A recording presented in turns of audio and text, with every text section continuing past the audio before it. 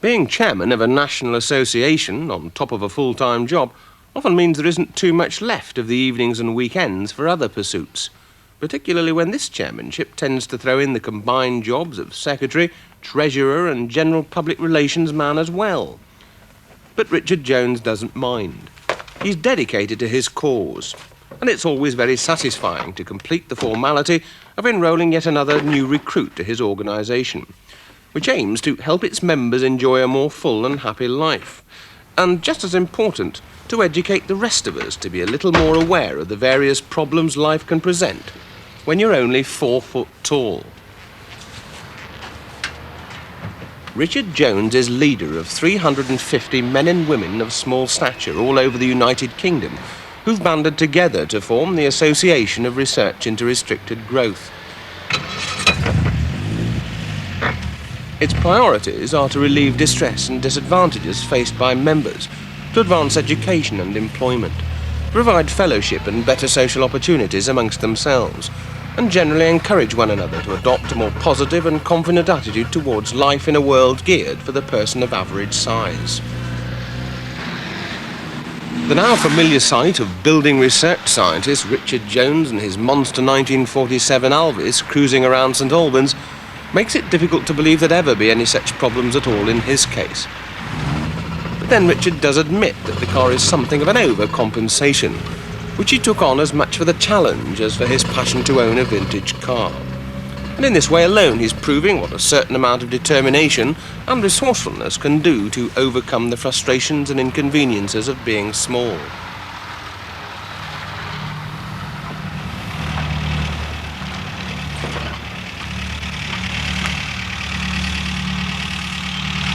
There are a number of problems associated with being small.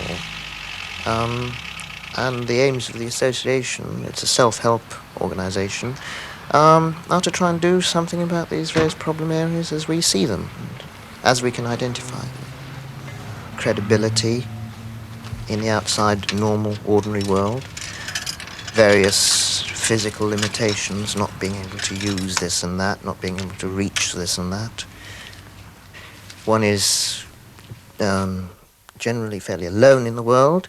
You know, one doesn't have the opportunity to meet people like yourself, socially or in the general course of events.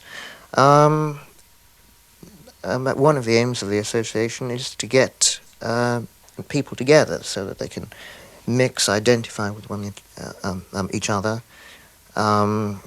make friends with people of their own kind, if you like. You're not at head height with people, so that if you're talking to people, and you've got to shout up and they've got to shout down at you, and one rarely has the opportunity of looking somebody in the face if I'm sort of standing. Richard is classed as disabled, but because restricted growth, or dwarfism as it's been generally and unsympathetically called, is relatively rare, medical knowledge of its many causes and categories is limited. Small people can suffer various health problems because of their condition, but often they found it difficult to get the right advice, simply because the average GP is unfamiliar with disorders of growth. This is just one area in which the association, by means of its expanding information network, is striving to ease some of the problems of being undersized. A small person, any small person, has to live in two worlds. The average, normal sort of world is day-to-day world. But there's also a subset of that world, which is the world of the small person. So that every once in a while, that small person has the opportunity of going to a party, going to a dance, going to a talk, where the vast majority of people in that room, all at the same height, have very nearly the same experiences, can talk the same language. Because sporting activities were out, Richard concentrated on making his mark on the academic and art side, and succeeded admirably all round. He has a degree in physics and chemistry, and is one of the country's leading aviation artists.